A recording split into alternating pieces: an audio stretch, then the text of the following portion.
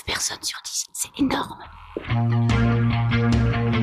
Bonjour à toutes et à tous, aujourd'hui je vais vous parler de l'accessibilité sur l'espace public. Alors l'accessibilité en France, c'est en place depuis longtemps, depuis 1975, c'est la première loi qui parle d'accessibilité, mais la véritable loi qui fait changer les choses, c'est la loi handicap de 2005.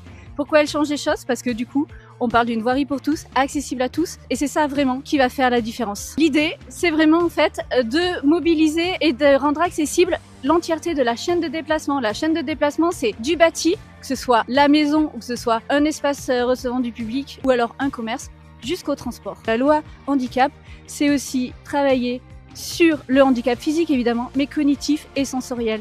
Ça veut dire que dans l'espace public, on a des informations percutantes, faciles à comprendre au niveau de l'écrit, mais surtout des informations sonores. Et ça, c'est hyper important. Alors concrètement, comment on fait pour rendre l'espace public accessible? Un trottoir accessible, c'est quoi? Déjà, c'est pas ça. Allez, suis-moi, je te montre. Un trottoir accessible, c'est un trottoir d'1,40 m. Alors là, j'ai pas mesuré, mais clairement, on est plutôt sur un trottoir d'1 m. Pourquoi 1,40 m? C'est pour que les personnes à mobilité réduite, qui sont par exemple en fauteuil roulant, puissent aller sur le trottoir, qu'elles aient des marges de manœuvre et qu'elles s'y sentent à l'aise. Mais c'est pas seulement ça. Et c'est vraiment là tout l'enjeu de rendre accessible une ville.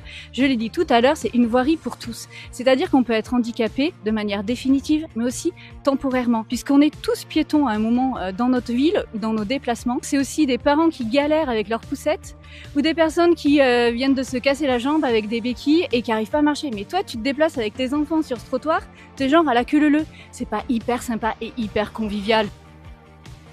L'accessibilité, c'est garantir aux citoyennes et aux citoyens de se déplacer convenablement et de manière sécurisée de leur point A à leur point B. C'est aussi les informations que tu peux avoir dans le bus. Si tu prends le bus, tu t'es déjà aperçu que des fois tu entendais le nom de la station ou qu'il était écrit aussi sur des panneaux, c'est tout ça. Ne pas oublier que l'accessibilité, c'est pas seulement quelque chose de moteur, mais c'est aussi quelque chose de sensoriel et ça c'est très important. À la route de la Mastre, on a entendu votre ras-le-bol des voitures qui roulent vite, des aménagements qui sont pas du tout adapté aux piétons et aux vélos.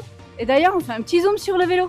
Ça, en fait, c'est pas un aménagement cyclable. Aujourd'hui, on a une loi qui s'appelle la loi d'orientation des mobilités. Un aménagement cyclable, c'est soit une piste cyclable, soit une bande cyclable, soit une voie verte, c'est-à-dire séparée de la chaussée. Donc là, c'est inexistant, ça ne rime à rien, surtout quand on a une rue qui est très circulée comme ici. Nous, ce qu'on aimerait faire pour tourner en commun, c'est vraiment se pencher sur le cas de cette route et véritablement l'adapter aux besoins des résidents. Mais on va pas venir avec des solutions comme ça là, toutes faites. On en a, on pourra vous les proposer, mais l'idée c'est surtout que ce soit vous, résidents, citoyens de la route de la Mastre et de Tournon, qui décidiez ce que vous voulez faire vraiment sur cette voie. L'accessibilité, c'est l'affaire de toutes et tous. C'est aussi un constat en France où on a une population de plus en plus vieillissante. Notre plan accessibilité et du coup c'est pouvoir en fait éviter les chutes, pas laisser en fait nos aînés seuls chez eux et pouvoir faire en sorte qu'ils puissent sortir et encore profiter de cette belle ville de Tournon.